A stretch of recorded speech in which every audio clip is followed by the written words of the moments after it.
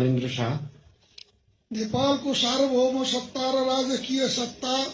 नेपालको सार्वभौम सत्ता र राजकीय सत्ता नेपाली जनतामा निहित रहेको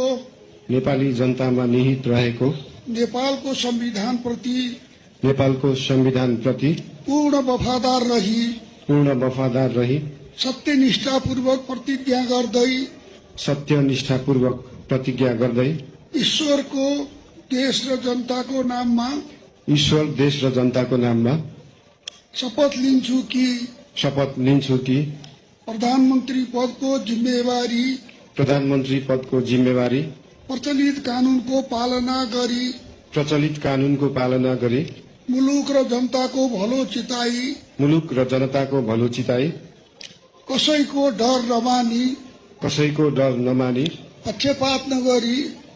नगरी पूर्वाग्रह वा खराब भावना नलिई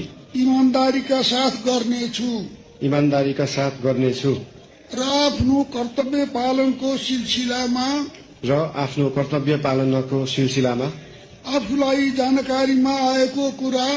आफूलाई जानकारीमा आएको कुरा म पदमा बहाल रहँदा वा नरहँदा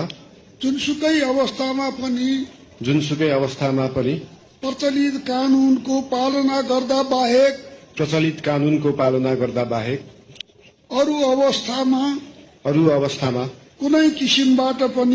कुनै किसिमबाट पनि प्रकट वा संकेत गर्ने छैन।